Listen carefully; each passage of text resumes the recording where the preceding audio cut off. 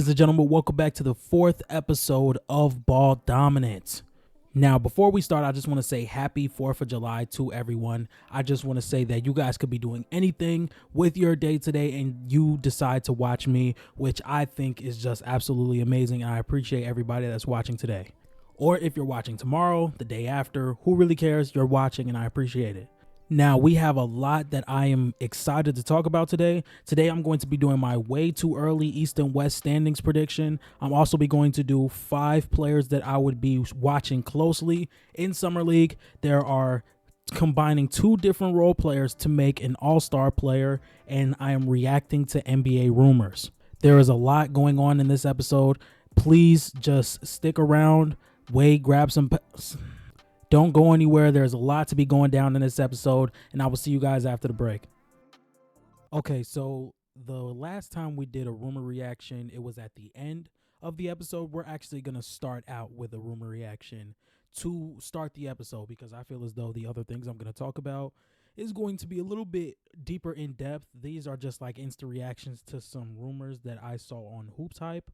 HoopsHype.com is where I usually get my rumors to talk about in the NBA, what's going on in the NBA today, stuff like that. So the first thing I want to talk about is the Lakers were interested in going after DeMar DeRozan. Doesn't look like it's going to happen too much as of now, but it has been in reports. So the first thing I want to talk about is the Los Angeles Lakers are losers in this free agency. They are, because they slept on so many assets that they could have brought in. And I wasn't even looking for any big-name guys like Trae Young or Donovan Clingan. I don't think you can fool NBA fans with those type of signings anymore, because we have saw with the Phoenix Suns that team does not work anymore. That team does not work anymore. So we're not going to be looking for the type of big 3 type of team with a whole bunch of vet minimum guys. It's not going to work anymore. You need a cohesive 1 to 8 to 9 type of roster that's going to be versatile, that's going to shoot, that's going to defend, that's going to rebound. You need a specialist in every single category. You can't just throw 3 guys together and be like, that's going to fix it. Our talent is going to win. Talent is not going to win you a championship. Well, talent is going to win you a championship, but you can't just bank on talent being the only thing that you're going to bring in and night out. And I think signing a guy like DeMar DeRozan, you're doing the Russell Westbrook thing all over again. But this time you're only signing him, which would lead you to trading guys like D'Lo and Roy Hachimura, who, don't get me wrong, are rumored to be out the door anyway, but now you're trading him for strictly salary dumps, so you're not getting much in return.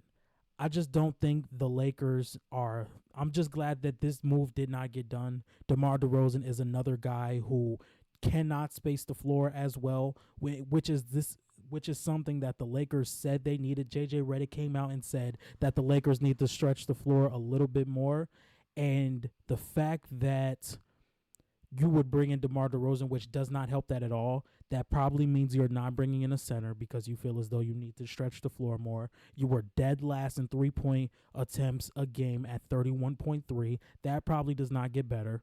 And it just opens up the same amount of problems that you had last season, and you're carrying them in to this season, only now it's a better face next to the problem. Only this time the trash can is a little cleaner than it was last year, if you get what I'm saying. And when we have a team that, and I think this is what happens with NBA teams who have the number 1 guy and the number 2 guy, which makes you obviously put in that championship or bust type of mode. Like LeBron James and Anthony Davis, the expectation is a championship. From 3 to 12, the expectation is not a championship.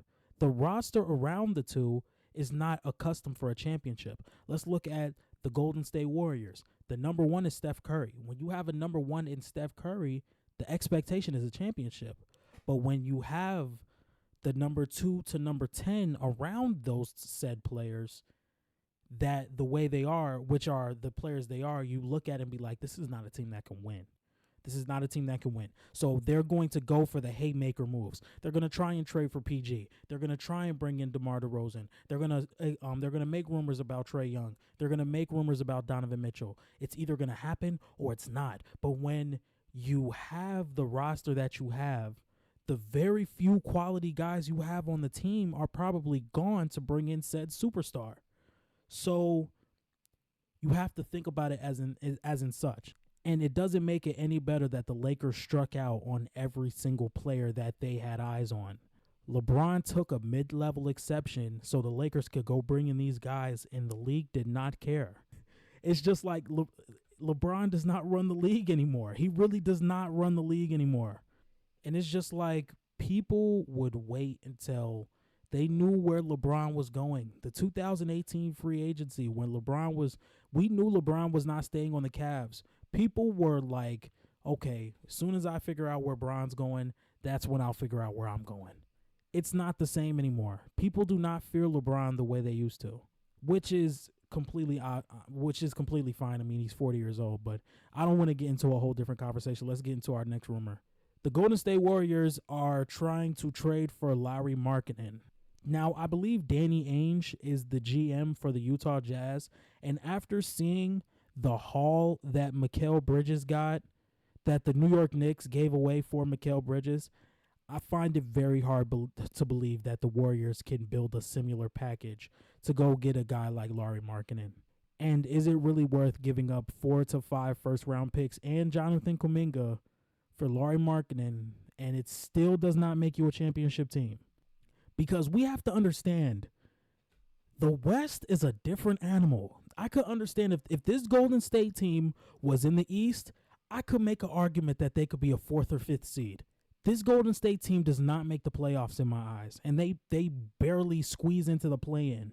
We have teams in the Western Conference that are going to be very good. I think, and you're about to see in my ranking video, if I look at my notes real quick, because I take notes for every single episode. If we look at the West, I would say that there are 3 teams that I feel as though have no chance of making the playoffs. No chance. And it is the Clippers, Trailblazers, and Jazz. And I'm going to get into why the Clippers are in that predicament in a few minutes. But when you have 12 really good teams in the Western Conference, you have to have a team that can, one, make it to the top 8 and make it far in that gauntlet. Does the Warriors have the type of team that can make it to a Western Conference Finals with or without Lauri Markkanen? Either way, I don't think they do. I think they can make the playoffs with Lauri Markkanen. I think they can make it interesting whoever they play, because you still have Jonathan Kuminga. If you were to bring him in, I think Jonathan Kuminga would actually be gone. But you would have maybe Steph Curry, AirPods, Lauri Markkanen, Draymond Green, and Trace Jackson Davis. I just don't think that's a squad that pushes the Denver Nuggets to 6 or 7 games. I think it's a 5-game series. I think that's a 5-game series. If they play the Thunder, I think that's a 5 or 6 game series. If they play the Timberwolves, I think that could be a 6-game series just due to the offensive struggles that the Timberwolves had in the regular season last year. But anyway, like I said, don't want to get off topic too much. That's really what these rumor segments are. It's just me getting into some rumors and really trying to really just coming at you off the top of my head. But I don't think the Warriors get a lot better with this Lauri Markkanen deal if it were to go down. But when you have a guy like Steph Curry, you move on his time. If he is still trying to push to win a championship, then you go and try and get a championship. That's what you have to do. And the Warriors are desperate right now. They're desperate. You have a top 15 player in the NBA. You have the guy that came in and I wouldn't say single-handedly, but the guy that came in and changed your franchise for the better. The Warriors are going to be known as one of the better basketball franchises for a very long time now because of what number 30 did for your franchise. So the last thing you want to do is to have him finish his career somewhere else. You want to have those ticket sales. You want to have that farewell tour. We know how you guys want to do it for Steph. We know how they're going to do it for Steph. Especially staying on one team for his whole career. You guys do not want Steph to finish his career anywhere else. So they're desperate, and I don't blame them. You do not focus on a rebuild until Steph Curry walks out the door and retires. That's when you focus on a rebuild. While Steph is still suiting up for the Golden State Warriors, you try and go win a goddamn championship. You go try and win a goddamn championship. And I'm not going to sit here and say that you haven't done that. You have done that. You brought in 4 championships. Steph has been to the finals 6 or 7 times. But it's just like now it's fizzling out, and y'all have done a very good job of being relevant. But it's just you whiffed on a lot of things. You traded Jordan Poole for Chris Paul. Now you waive Chris Paul and he goes to the Spurs. You kept your number 2 pick, even though the Timberwolves were down to trade down a pick for you to move up to number 1. Or you could have just traded the number 2 pick, knowing that you had, at the time, the best point guard in the league. You had just came off going to the NBA Finals after Steph Curry was hurt for a season. You should have just traded the pick. So it was bad decision after bad decision after bad decision after bad decision leading up to this moment. Leading up to Klay Thompson leaving, leading up to you guys missing the playoffs, leading up to Jordan Poole and Draymond Green getting into a physical altercation. If you ask me, that's exactly when the dynasty ended. But we saw the little crumbs. We saw the little trails of it leading to this moment. We saw the trails, and this is where we are. It's kind of crazy how I'm realizing that my rumors are only about the Lakers and Warriors. So we're going to knock out the rest of these pretty fast. Shaq says it's crazy how a guy like JJ Redick has gained more attention in the NBA than a guy like Stephon Castle, who's been in the league 15 years. One thing, just to really say this, I love how Shaq is only around to spread negativity when it comes to I get that he's speaking his mind, but I wouldn't say Shaq's only here to spread negativity, because I don't feel like that's how Shaq is at all. I just think Shaq is that guy who doesn't know the difference of speaking the honest truth, or I don't think he knows the difference of when to speak the honest truth and when not to.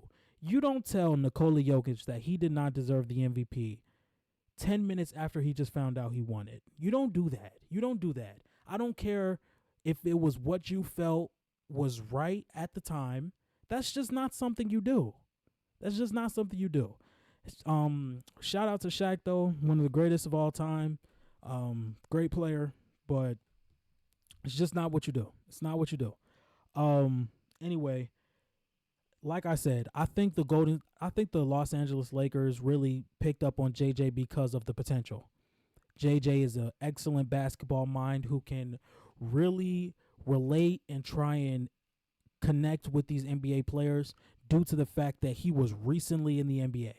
Recently in the NBA, as in 5 years ago, JJ Redick was in a rotation.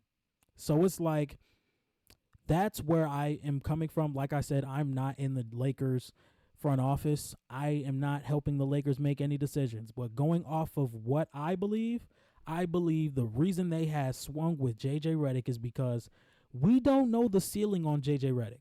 We don't know if JJ Redick could become potentially one of the greatest coaches of all time. And I'm praying he does. I'm praying he does. And I think it's a real advantage for a guy like JJ Redick who has a fresh look on basketball, a very fresh look on basketball, a very modernized look on basketball, and he has a very good connection with players due to the fact of his podcast where he brings players on all the time, and the fact that he was just in the league 5 years ago. Like, he was in a rotation 5 years ago, playing with guys like Luka, playing with guys like Zion. He was in an NBA rotation a few years ago. That's something I feel as though that can't be beat right now. And my last rumor I'm going to talk about is the Warriors are in serious talks for Buddy Hield. If they get Buddy Hield, this is exactly what they wanted after losing Klay Thompson. If you lose Klay Thompson and bring in Buddy Hield, it's like nothing left at all, especially with the way that Klay Thompson has been playing in the past season, maybe even 2. Klay Thompson's still a very good player. He can still knock down some shots. He can still get very hot when he wants to be, and is still one of the best shooters in the league. But there's nothing that he can do right now that Buddy Hield cannot. So if the Warriors do sign Buddy Hield, or they do trade for Buddy Hield, it's like you didn't really lose anything.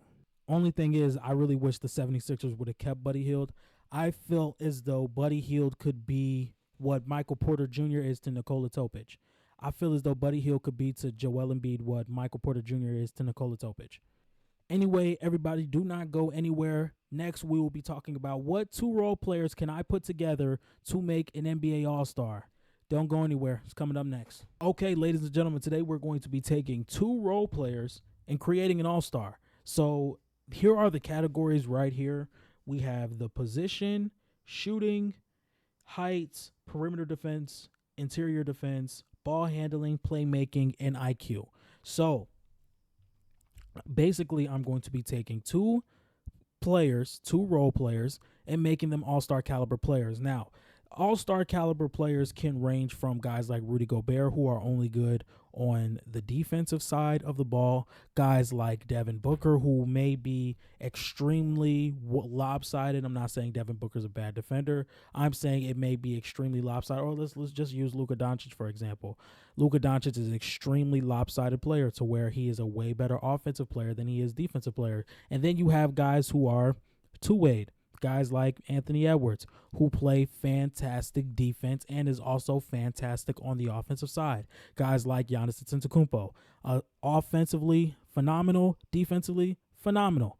So I kind of wanted to do a mixture of 2 players, one guy who brings the defense and one guy who brings the offense. So the 2 guys I used are Jalen Suggs and Keegan Murray.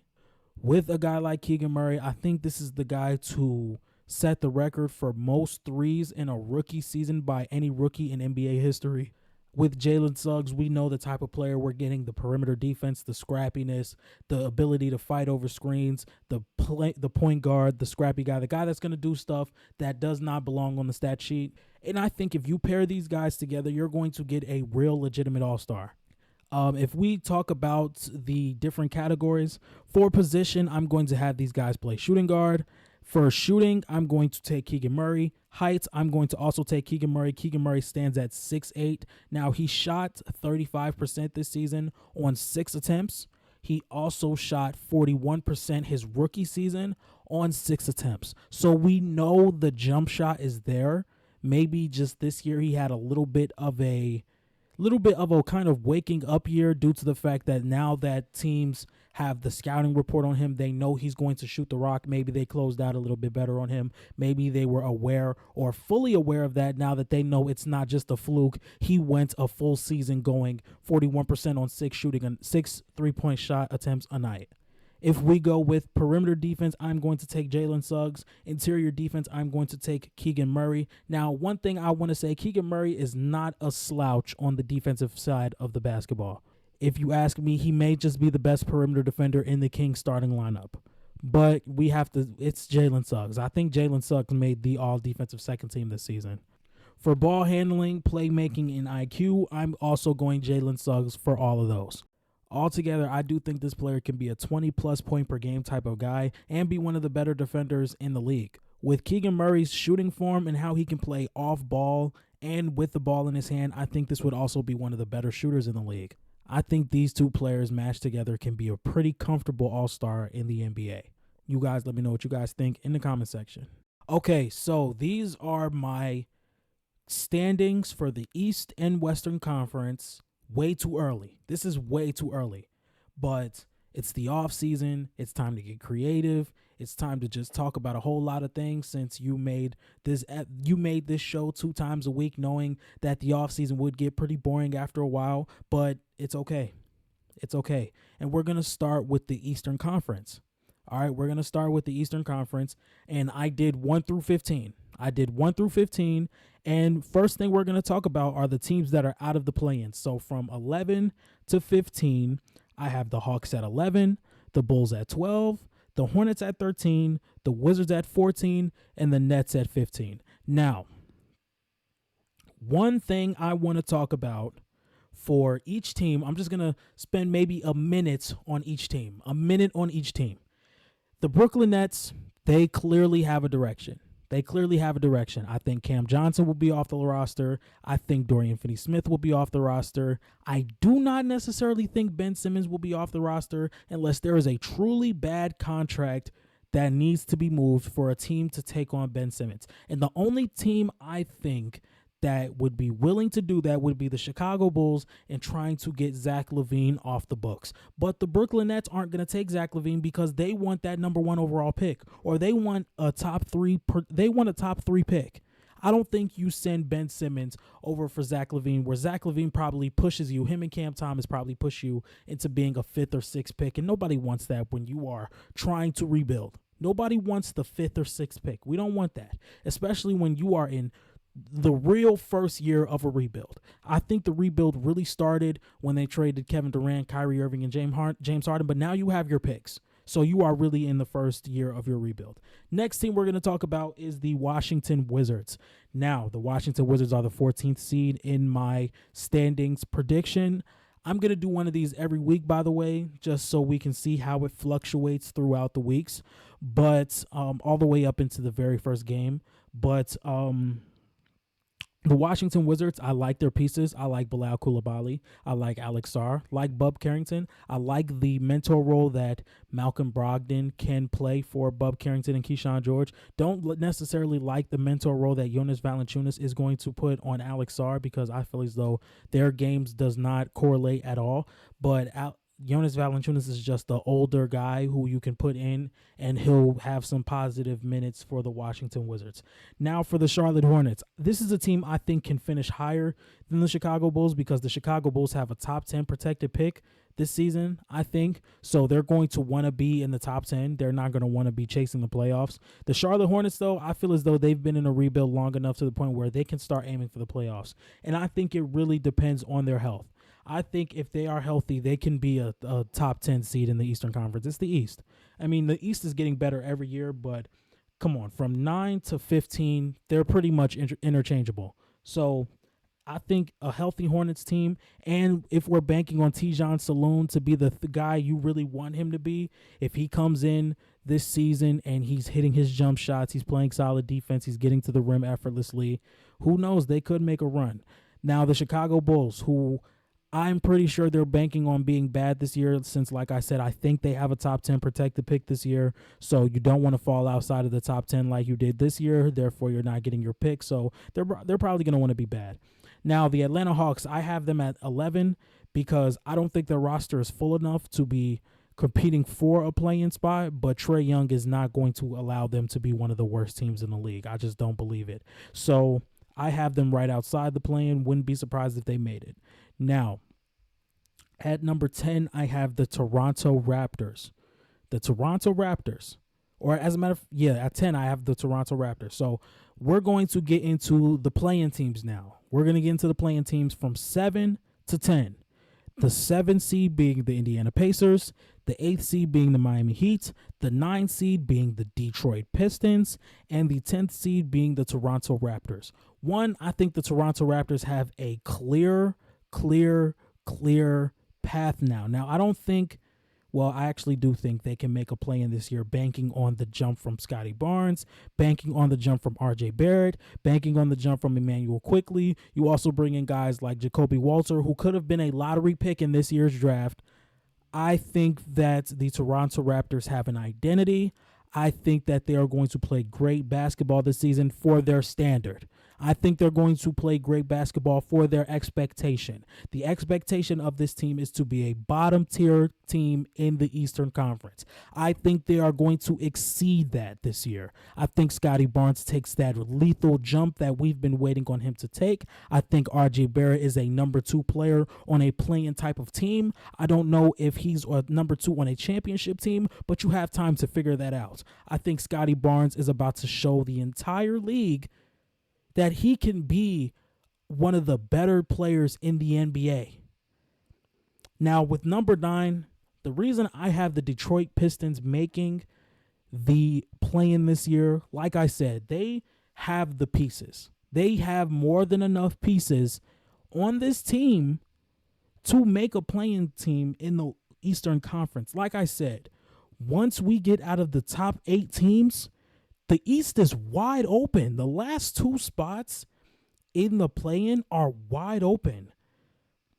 So why can't it be the Pistons? You have Cade Cunningham, who can still be a top 15 player in the league. You have Asar Thompson, who can probably be one of the best perimeter defenders this league has to offer.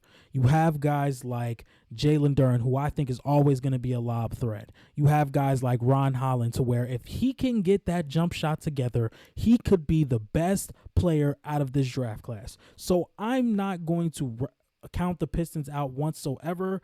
Once again, I would have loved a spot up shooter at number 5, because it's time to start really building this team around Cade Cunningham. And I just don't feel as though that's what's being done. Because in the end of the day, this team is drafting like they don't have their number one guy.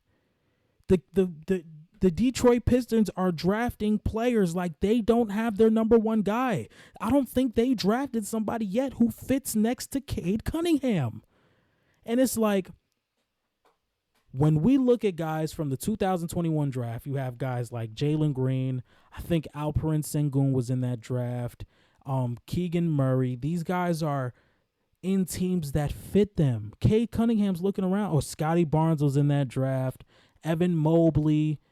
Was Keegan Murray in the draft with Cade Cunningham? I don't think he was. I think he was in the draft with Paolo Banchero. Yep, Paolo Banchero. When we look at Cade Cunningham, if we look at the players around, Scotty Barnes got the Toronto Raptors to trade Pascal Siakam, let Fred VanVleet walk, and Cade can't get that. We have seen Cade Cunningham show signs of him being a top 20 player in the NBA, and it still feels like the Detroit Pistons have not built around him yet. But with JB Bickerstaff now coming in, you get another year of Cade Cunningham. You get another year of Asor Thompson. Maybe Ron Holland figures it out with his jump shot just a little bit. I would have loved either Dalton Connect or Matas Buzelis with this pick. But in the end of the day, they can afford to reach. So I have the Pistons right here. At number 8, I have the Miami Heat.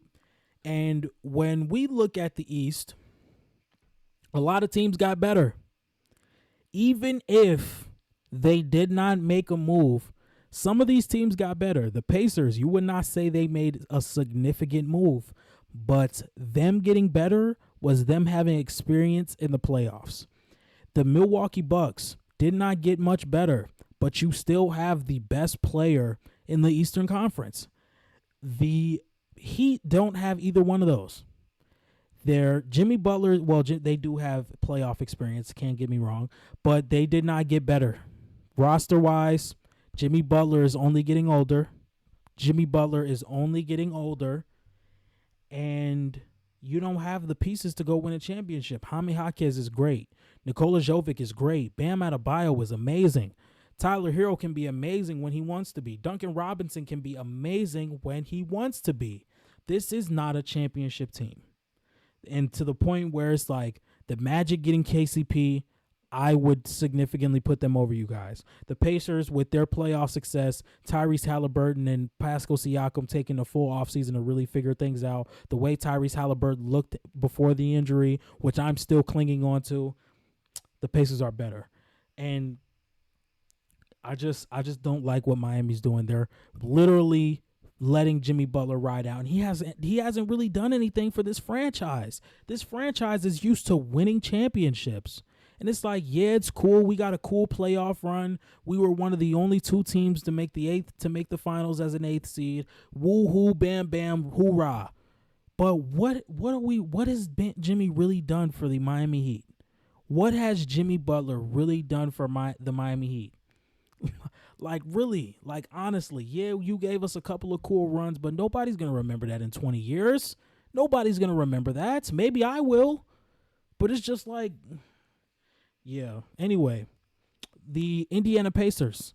I think the Indiana Pacers are gearing up to have an amazing year. I know they are all the way at 7, which is a seed down from where they were this year. You have to understand, a lot of these teams got better. And yes, you got better due to experience, but roster-wise, the Knicks got better. The 76ers got better. The Magic got better. The Cavs got a brand new coach. I don't know if you're above any of these teams that are on top of you guys. And you may have a better regular season. Once again, the Bucks can be anywhere from 2 to 7 in my opinion. The 76ers can be anywhere from 2 to 7. The Cavs can be so like the East is very very like, we talk about the East like it's not as strong as the West, which is completely okay. The East is not as strong as the West. We know that. We know that. But one thing I can say that the East has up there with the West now, we cannot give you like the standings are going to be like as versatile as the West is. Like if we look at the East, the two best teams, they may not have the best regular season. Like the Knicks may not have the best regular season due to injury problems. Mitchell Robinson is a guy with injury problems. OG Anunoby is a guy with injury problems. Julius Randle is a guy with injury problems. And we look at guys like the 76ers. The 76ers are a team with injury problems. The Bucks, they're one of the older teams in the league. They may not be one of those teams that go 100% in the regular season. They might be a 5th or 6th seed. We don't know. The Magic, they're a great team. They might sneak up into the top 3. We do not know. The only thing I truly know is from 1 to 8, I don't see any of these teams missing the playoffs unless it's due to a serious injury. So anyway, if we get to number 6, if we get to 1 to 6, if we get from 1 through 6, this is my complete bracket. This is my complete standings. We have the Celtics at number 1, the Knicks at number 2, the Philadelphia 76ers at number 3, the Milwaukee Bucks at number 4, the Cleveland Cavaliers at number 5, the Orlando Magic at number 6. So like I said, the Boston Celtics are the defending champions. They still have the best roster in the NBA. They still have the best roster in the NBA. And then we talk about the New York Knicks, who may just be up there. Well, no, the Boston Celtics, I don't know. The Boston Celtics, they just won the championship. I'm not going to disrespect them any type of way. The New York Knicks are number 2. They are number 2. The Philadelphia 76ers are number 3. I basically just did all that, so let's really get into it. The Boston Celtics, they still have Jason Tatum, JB. They did a great job this offseason by bringing all their guys back. Derek White, Drew Holiday, Kristaps Porzingis, Jason Tatum, all that. Think Al Horford's going to retire after this season, so you may want to figure out and honestly, if I'm the Boston Celtics, as soon as Al Horford retires, come join the staff. Come mentor Xavier Tillman, because what he showed us, and I think that was game 3 of the 2024 NBA Finals, he can be taught. Al, you go teach him. All season, you teach Xavier Tillman. You teach Xavier Tillman. So, anyway, the New York Knicks, once again, this is one of the best rosters in the NBA. What really is my question around the New York Knicks, obviously, is the health. OG Anunoby is a guy who cannot stay healthy. Josh Hart was another guy who got hurt last year. Julius Randle, I feel as though is the biggest X factor for this team, because in the end of the day, Julius Randle has problems with his effort. He has problems with his body language. He has problems with his shot diet. So when you bring that into a team like the Nova Knicks, who shown you this past playoff series that they would be just fine without you, a fully healthy Knicks team gives that Celtics team some problems. And now you add in Mikal Bridges, you deepen out that bench a little bit, you have a great draft. What do you possibly do if you're Julius Randle? You need to figure out how you can contribute on this team, because like I saw on Numbers on the Board, favorite podcast, favorite sports podcast in all of YouTube, by the way, you need to figure out how you can contribute to this team, because if this team is like playing really bad and you're not playing well and your body language is off and you're shooting 25% from the 3 and the Knicks start losing, it's going to look really bad on you, because the Knicks probably just had their best season in 10 years without you.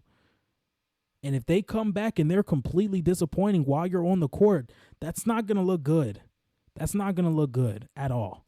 Anyway, the Philadelphia 76ers, obviously they signed Paul George. You draft Jared McCain. You bring back Kelly Oubre. You let DeAnthony Melton go. It looks like you're about to let Buddy Hield go. you need to bring back some guys. Eric Gordon is not going to do it. You lose Nicholas Batum. I think there's a lot more that you could have done to this roster, and I feel as though you need to start bringing them in. There's a 2 to 3 year window with Paul George. I feel as though Paul George is not one of those type of guys where his game just shuts off at 36. I still think he's going to be able to shoot the rock. I still think he's going to be able to play off ball. The defense and the athleticism, getting down to hill and getting to the free throw line, I think that's done this season. But I still think Paul George can be a positive player on a basketball team. I mean, way more than positive. He can be an all-star on a basketball team for these next couple of seasons. As for the Cleveland Cavaliers, they're at my 5 seed and the Bucks are at my 4 seed. These are two teams that did not get better during free agency, but I just have to respect the players and the roster. You still have Damian Lillard and Giannis Antetokounmpo, and you still have Donovan Mitchell and a hell of a team around him. And I think with the coaching change of the Cleveland Cavaliers, they're going to be a lot better team. Like I said, it may not show that standings-wise, but I think they're not better than the teams that are on top of them, but I still think there will be some type of improvement. And we can say the same for the Orlando Magic. I think the Orlando Magic, there's not going to be like a standings improvement, but we're going to look at this team a year from now and be like, that was a way better team than the year before. And if we want to talk about my final standings, here are my final standings right on the screen. We have the Boston Celtics at number 1, the New York Knicks at number 2, the Philadelphia 76ers at number 3, the Milwaukee Bucks at number 4, the Cleveland Cavaliers at number 5, the Orlando Magic at number 6, the Indiana Pacers at 7, the Miami Heat at 8, the Detroit Pistons at number 9, the Toronto Raptors at number 10, the Atlanta Hawks at 11, the Chicago Bulls at 12, the Charlotte Hornets at 13, the Washington Wizards at 14, and the Brooklyn Nets at 15. If you guys want to let me know what you guys think in the comment section, feel free to do so. Like I said, I am not the type of guy who is going to disagree with people in the comments, this, that, and the third. If you feel as though I was wrong, voice your opinion in the comments. If you feel as though I was right, voice your opinion in the comments. I just want to have a good conversation, good debate back and forth. Okay, ladies and gentlemen, today we're going to be talking about the Western Conference. Now, the Western Conference is a lot different than the East. A lot different. To the point where I think there are 12 to 13 teams who can have a really solid case to make the playoffs this year. So it took me a while. There's a lot of scribbling on this list. If you can tell, if you can look and tell, there's a lot of scribbling I did. You can't see it all. Yeah, you can't see that. Yep, there it is. A lot of scribbling in this list that I made, but it is what it is. It's probably how it's going to be every week until the last and final record prediction for the NBA season. Now, I'm going to say from 11 to 15, because this is how I did it for the Eastern Conference. These are the teams that are going to miss the play-in altogether. At 15, I have the Utah Jazz. At 14, I have the Portland Trail Blazers. At 13, I have the Los Angeles Clippers. At 12, I have the San Antonio Spurs. And at 11, I have the Golden State Warriors. Now, first, let's talk about the Utah Jazz. I think Lauri Markkanen gets traded by the trade deadline. We all know how the Utah Jazz are. The first 2-3 weeks of the season, they play really well, like they actually might make a play-in. They get to the trade deadline. They're like, look, we're about to start playing bad. And then they finish the rest of the season after the All-Star break 5-25. We know how the Jazz are. They will be the worst team in the West this season. Next, the Portland Trail Blazers. I just feel as though, this will be a better team if in the East, but the West is so stacked to the point where you have a lot of young talent. Scoot, Danny, Donovan Clingan, Shaedon Sharp, Anthony Simons, DeAndre Ayton. These are really talented players, but it's not enough to make a playoff appearance or a play-in appearance in the Western Conference just yet. Now, next, we're going to be having the Los Angeles Clippers. I'm not willing to bet on the Paul George list team, the soon-to-be Russell Westbrook list team, and regular season Kawhi Leonard and James Harden to really figure it out enough to make the playoffs. I think they're going to be awful. I think cool. And I don't want to say this about a team. I don't want to say this about any players. Do you really think we're gonna get a full season from Kawhi Leonard at this point? I don't think so. I don't think so. And it's like we all want to see it happen because we know what happens when Kawhi Leonard is fully healthy. We know how he gets down in a playoff setting, but it's just something we have not been able to get consistently, and it sucks to see, but it is what it is. Now, next at the 12 seed, I'm going the San Antonio Spurs. I really like their pickups this offseason. I really like the fact that they picked up CP3. I really like the Stephon Castle draft. And I also like the fact that they can go get Larry Markkinen. Y'all don't like that? Larry Markkinen, a starting lineup. And there's rumors that CP3 is going to start over Stephon Castle. I don't hate that idea. I think CP3 ends up finding his way back to the bench by the mid mark of the season. But a starting lineup, and this is a trade I would want to see done this offseason so they can fully get into this offseason and build a little structure. You have CP3, Devin Vassell, Larry Markkinen, Jeremy Sohan, and Victor Wembanyama. Now that's starting five. The defense does not get much better. It does not get much better bringing in CP3 and Larry Markkinen, but the offense sure as hell does. You bring in another guy that can score 25-plus points per game in Larry Markkinen. You have Victor Wembanyama now, and then you have Chris Paul, a guy who can distribute the ball to either one of those guys. I like that. And I think the Spurs can mess around and make a play in with that type of roster. Next, with the Golden State Warriors, we've already kind of talked about the Golden State Warriors enough in these past couple of videos. I'm just going to move on. With the 10 seed, the Sacramento Kings, like I said, I feel as though the Sacramento Kings are a great team. They are a great team with Domantas Sabonis, De'Aaron Fox, Keegan Murray. But I just feel like there's something missing. I feel as though for all these teams coming up, they have that guy. And it's like sometimes I don't know what I'm getting out of De'Aaron Fox. Sometimes I don't know what I'm getting out of Domantas Sabonis. Sometimes I don't know what I'm getting out of Keegan Murray. I just don't think that this team is good enough now. Mind you, they were the 3 seed a couple seasons ago. They really snuck up on a lot of guys. But now that we have had they've had their true coming out party, it's like, look, we know what the Kings are. And we're not going to let them sneak up on us like they did a few seasons back. I have them at the 10 seed. Now, at the number 9 seed is going to be the shock. Well, I wouldn't even call it a shock. At number 9, I have the Houston Rockets. Yes, I have the Houston Rockets. I think Jalen Green continues on his streak. I think Alperen Sengun shows why he can be the number 1 on the championship team. I am buying my Rocket stock. I'm buying my Rocket stock this year. And we're going to be doing. I'm going to do a video before the season starts, the stock market for NBA teams.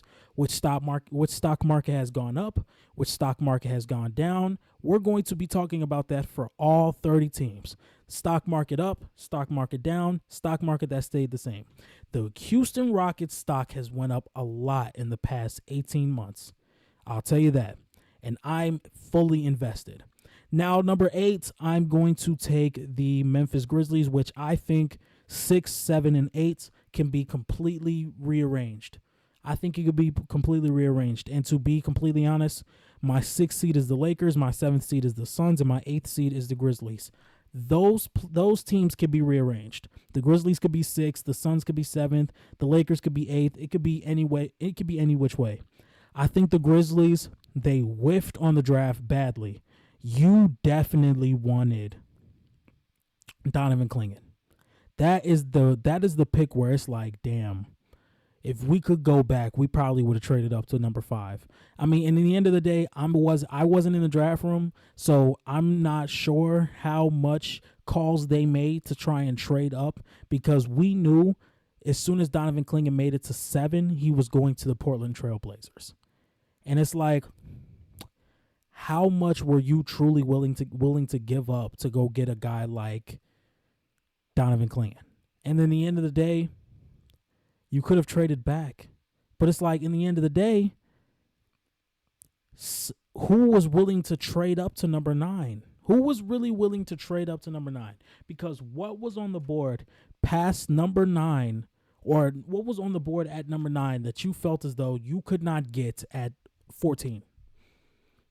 What was on the board? Because let's say the Sixers, who took Jared McCain. Did you really believe that from picks 9 to 15, Jared McCain would have been off the board? Yes, maybe with Sacramento, but in the end of the day, Devin Carter and Dalton Knecht and Jacoby Walter were still on the board. So I don't know. If I'm Memphis, I'm really looking at this offseason being like, we need to get a center, a real center. It's like the same situation with the Lakers. Yeah, Anthony Davis and Jaren Jackson are cool at the 5, but that is not their natural position. Put these guys at their natural position and let them play the power forward. Sheesh. Anyway, at number 6, number 7, I have the Phoenix Suns. Now, there's no real method behind this. I wouldn't say there's no method behind this, but I really liked their draft, picking up Ryan Dunn. I was quite shocked when they didn't go Isaiah Collier or Tyler Kolek, just for the simple fact that they needed a point guard badly. And I don't think you were going to get one in free agency. Now, Mason Plumlee was a solid pickup.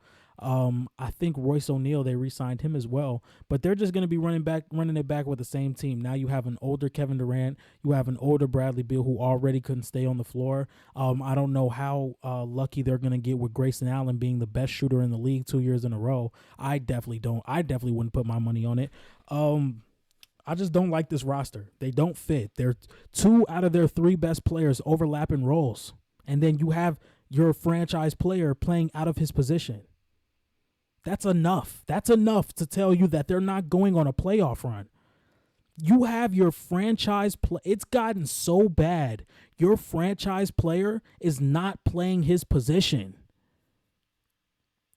Where does that work? And it's not even like, okay, he's good at point guard, but why would you have your franchise player play a different position? Why? That's like, bro, okay, Shaq, let's put you at the power forward spot, because if centers can't guard you, power forwards really can't. No.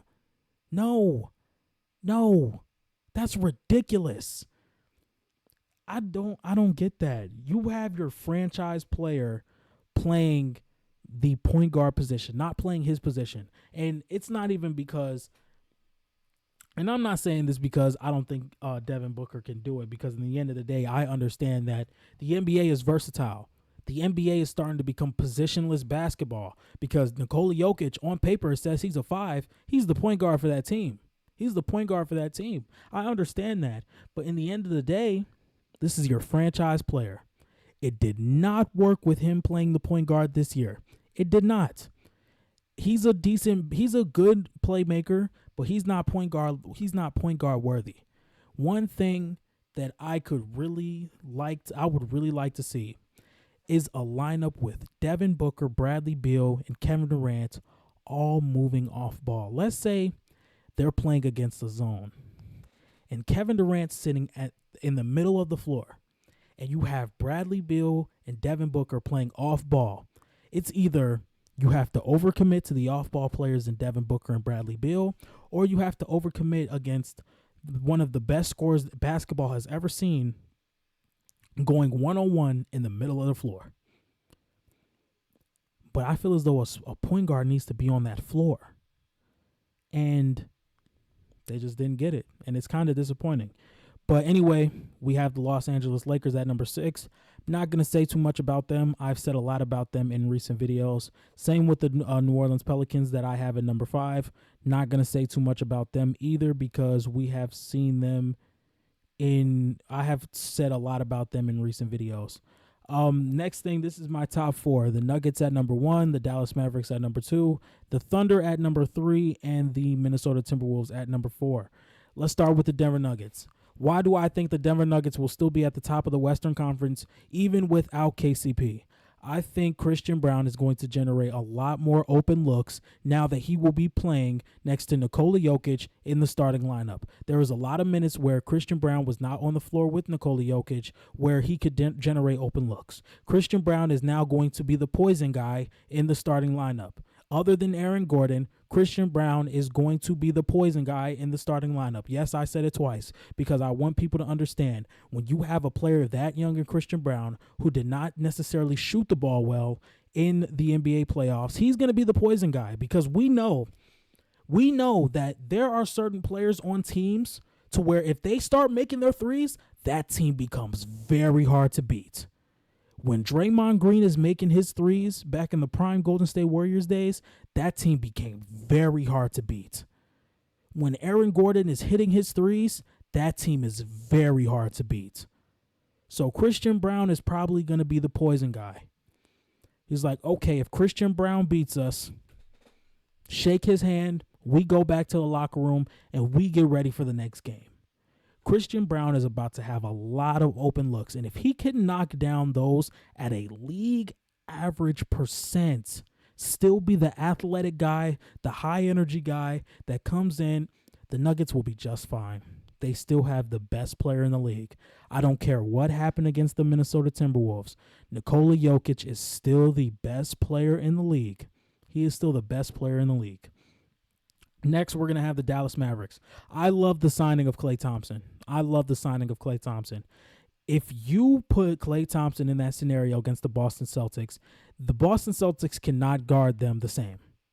They cannot, the point of attack defense is going to be a lot different now in the starting lineup, but you can still bring in Najee Marshall and Quentin Grimes off the bench to really negate that situation, but that starting lineup offensively is going to be very hard to guard.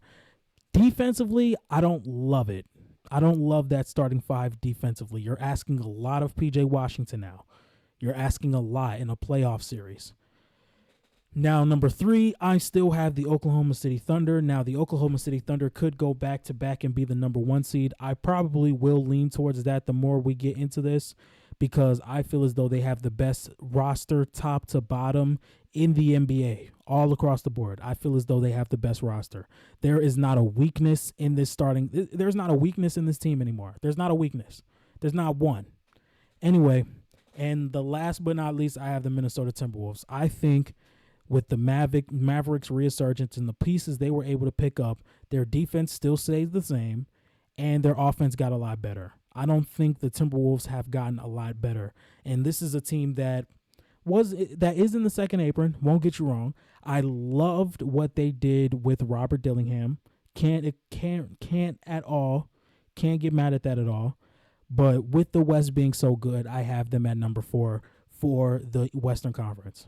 So my 1 through 15 standings for the Western Conference is the Nuggets at 1, the Dallas Mavericks at 2, the Oklahoma City Thunder at 3, the Minnesota Timberwolves at 4, the Pelicans at 5, the Lakers at 6, the Suns at 7, the Grizzlies at 8, the Rockets at 9, the Kings at 10, the Warriors at 11, the Spurs at 12, the Clippers at 13, the Trailblazers at 14, and the Utah Jazz at 15. Like I said, for the Eastern Conference, if you guys disagree, make sure you let me know in the comments. I am completely respectful and I am willing to have a debate. Now let's talk about the last subject in this entire episode, which is 5 players I am extremely excited to watch in this year's Summer League. Don't go anywhere. Okay, to cap off a great show of Ball Dominant, episode 4, by the way, we're going to be talking about who are the 5 players, or actually not 5, 6, 7 players I'm going to be looking at very closely when the Summer League starts. Now, the first player I'm going to be looking at is Jett Howard. Jett Howard is a guy where now that KCP is on the roster, I think he can be the long-term replacement for Kentavious Caldwell-Pope once he either moves on or retires with this Orlando Magic team. I think that Jett Howard is a great spot-up shooter. I think he has all the potential gifts to be a decent on-ball defender. I think he's a great catch-and-shoot shooter, like I just said. I think him going into this Summer League, he did not get much minutes to play this regular season, his first season in the NBA. I think this year coming in, he's going to dominate the Summer League, which he should now that he has some NBA minutes behind him. Next, Kevin McCullough, who is now a player for the New York Knicks. This is a guy who fell very, very far in the draft. I think this guy was either late first round or early second round, and he fell all the way to maybe like the last 5 or 6 picks in the draft. I think he has a lot to prove, and I think he's going to prove it. Now, number 3, Tijan Saloon. A lot of people say this is a reach. I can understand with the upside that Tijan Saloon has. He may not be there just yet.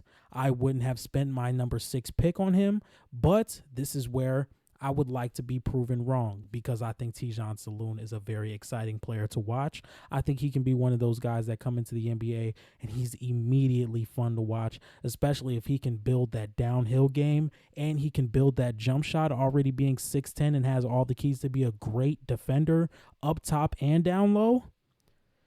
Hey now, this guy could easily be the best player in the draft when we look back 10 years from now. I don't want to be the type of guy that just gives that to anybody, but there's obviously a spot to be taken, because we don't know who's going to be the best player in the draft 10 years from now. Now, here are 2 guys that I'm just going to be watching closely because they're on my team, Max Christie and Bronny James. Now, I don't know if Max Christie is going to be a part of this Summer League roster. Maybe the Lakers have seen everything they've needed to see from him. Maybe he's not. And maybe there's still more the Lakers want to see from him, and maybe they put him on the Summer League roster. Who knows? But if he is on the Summer League roster, I will be watching very close. And Bronny James, I just feel like his game is so mature, and there's so many things he's good at. He's a good pull-up shooter. He's good in between the margins. What I mean by that, he's good at creating space above a taller defender. He's a good on-ball defender. And then what I mean by a good on-ball defender is he shows pride in his perimeter defense. He shows pride in his IQ, when to make the right pass, when to make the right play.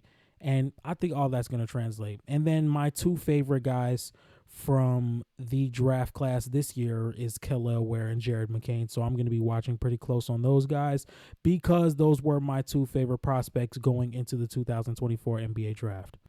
Thank you, everybody, for watching a brand new episode of Ball Dominant, episode 4. I'm still pushing these out strong, off season or not. I will see you guys again on Monday. Once again, thank you to everybody for liking and watching this video, because it's the 4th of July and you could be doing anything right now, but instead you decided to watch my videos. So I just want to say thank you once again, and I'm out. Peace.